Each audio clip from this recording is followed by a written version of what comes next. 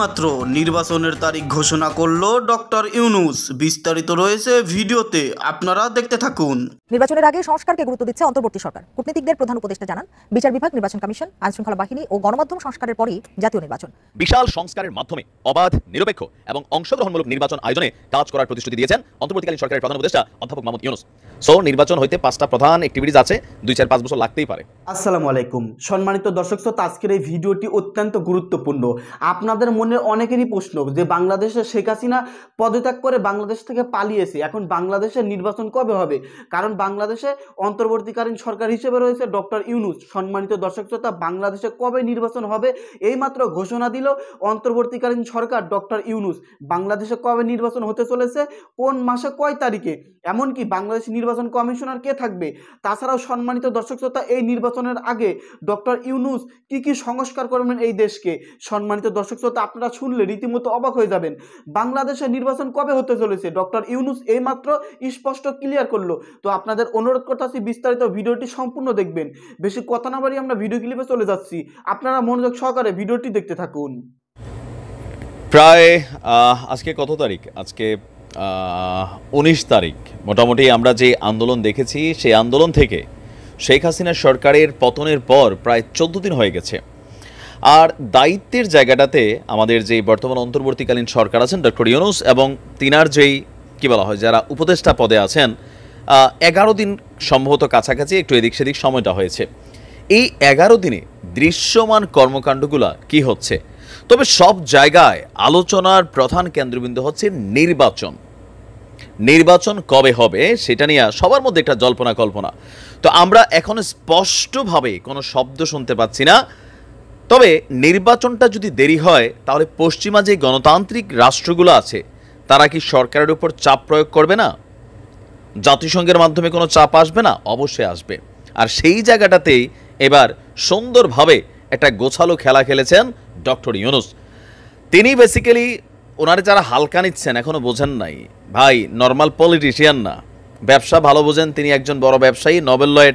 অনেক কিছু কিন্তু আছেই মাথার মধ্যে। আর তাদের আমাদের বিভিন্ন উপদেষ্টাদের বিভিন্ন কর্মকাণ্ড কিন্তু বোঝা যাচ্ছে যে কি ঘটতে যাচ্ছে। তবে এই নির্বাচন কবে হবে সেটা এখনও ক্লিয়ার না হলেও একটা টাইম ফ্রেম বেঁধে দিয়েছেন। আর এই টাইম ফ্রেমটা এবার পশ্চিমা বিশ্বের সামনে তুলে ধরেছেন। এমনি তো তিনি পশ্চিমা বিশ্বের সাথে খুবই ভালো একটা সম্পর্ক ক্যারি করেন, আর সেইখানে পশ্চিমারা যেন তাকে সমর্থন যোগায়, পশ্চিমারা যেন কূটনৈতিকভাবে কোনো চাপ তৈরি না করে, কারণ যদি পশ্চিমারা চাপ দেয় তাহলে তার সরকারও অস্থিতিশীল হয়ে যাবে। তো সেই জন্য নির্বাচন ইস্যুতে পশ্চিমাদেরকে খুবই সুন্দর একটা ইঙ্গিত দিয়েছেন কবে নির্বাচন। আমার ধারণা আর কি, আমার ধারণা যেহেতু 3 থেকে 6 বলছে, এটা 6-এর আগে হবে না। ওনার যেই অ্যাক্টিভিটিসগুলো এখানে সামনে আসছে, তিনি বলছেন যে শুধু সংস্কার না, কি না, শুধু না, ব্যাপক সংস্কার, মানে বড় আকারে বিশাল সংস্কারের মাধ্যমে অবাধ, নিরপেক্ষ এবং অংশগ্রহণমূলক নির্বাচন আয়োজনে কাজ করার প্রতিশ্রুতি দিয়েছেন অন্তর্বর্তীকালীন সরকারের প্রধান উপদেষ্টা অধ্যাপক মোহাম্মদ ইউনূস। এ যাত্রায় আন্তর্জাতিক সম্প্রদায়ের পূর্ণ সমর্থন চেয়েছেন তিনি।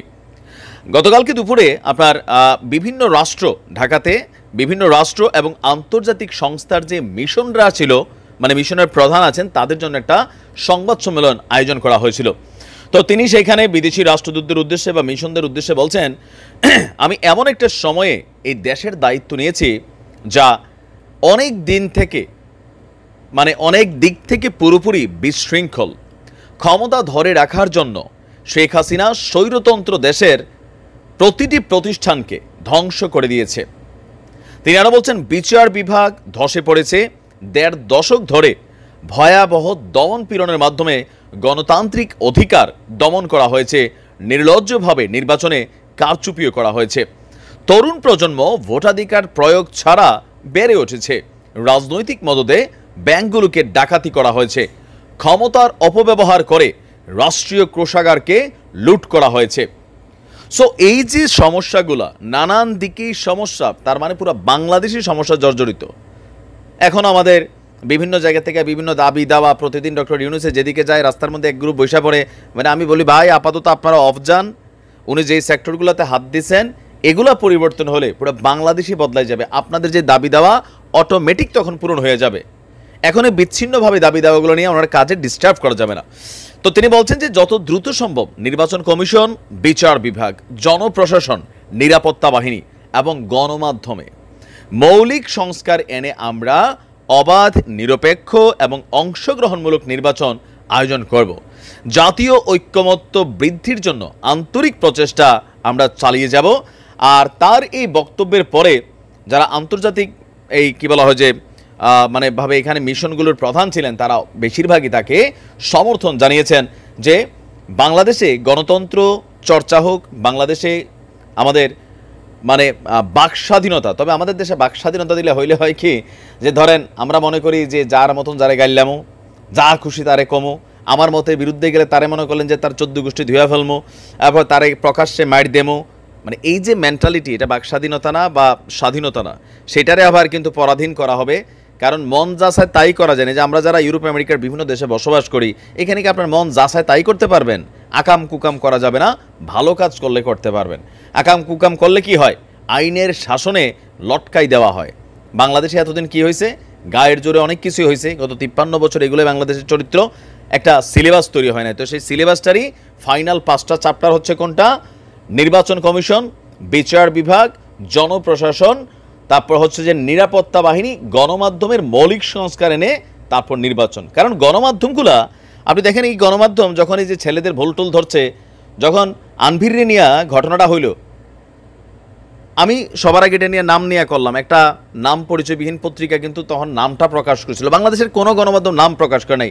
এরাই এখন আসে আবার বিভিন্ন ধরনের কথাবার্তা বলছে এরা চাটুকারিতা করছে কিছু পত্রিকা। এখন কইরা কি করবে? এখানে নর্মাল যারা সাংবাদিক আছেন তাদের কিন্তু দোষ নাই। কেননা একজন সাংবাদিক মাঠ থেকে খবরটা কালেকশন করে, এটা পাঠায় কোথায়? সম্পাদকের রুমে। সম্পাদক যিনি থাকেন তিনি চিন্তা করেন এই নিউজটাকে কি ছাড়বেন নাকি ছাড়বেন না। তো ছাড়লে কি হয়? যদি আপনার নিউজটা সরকারের বিপরীতে যায়, আপনার টেলিভিশনের লাইসেন্স বন্ধ, আপনার নানানভাবে হয়রানি করা হবে। এটাই বাস্তবতা। তো এই যে বিষয়গুলো আছে, সেগুলো থেকে বের হইতে না পারার কারণে অনেক গণমাধ্যম ইচ্ছে করলেও কথা বলতে পারে নাই, আবার অনেকে ইচ্ছা করে বলেই নাই। তো সেই জায়গাগুলোতে মৌলিক সংস্কার দরকার। কারণ গণমাধ্যমের ভূমিকা অলওয়েজ খুবই গুরুত্বপূর্ণ। একদম ল লেভেলে বা মাঠ পর্যায়ে যারা সাংবাদিকরা আছেন, প্রত্যেকটা মানুষই কম বেশি পরিষ্কার, কিন্তু উপরের লেভেলে যারা আছেন তারাই কিন্তু বেচা বিক্রি গেছে। আমরা সাবেক প্রধানমন্ত্রীর বিভিন্ন সংবাদমণ্ডলে দেখছি যে এখানে প্রশ্ন কম, চাটুকারিতা ছিল, অপ্রয়োজনীয় অ্যাক্টিভিটিস ছিল। আর এক প্রশ্ন থেকে তো শেখ হাসিনার সরকারের পতনই হয়ে গেল। মুক্তিযোদ্ধার কোটা দিবেন না নাতি নাতির কোটা দিবেন, সেখান থেকে তো সবই শেষ হয়ে গেল। তো যাই হোক, আন্তর্জাতিক যেই জনসমর্থন দরকার ছিল বা সমর্থনটা দরকার ছিল, সেটা তিনি পায়ে গেছেন, মনে রাখেন। সো নির্বাচন হইতে 5টা প্রধান অ্যাক্টিভিটিস আছে, 2-4-5 বছর লাগতেই পারে। সম্মানিত দর্শক শ্রোতা, আপনারা বিস্তারিত ভিডিওতে দেখতে পারলেন নির্বাচন কবে হতে চলেছে এবং ডক্টর ইউনূসও এসব বিষয়ে ক্লিয়ার করেছেন।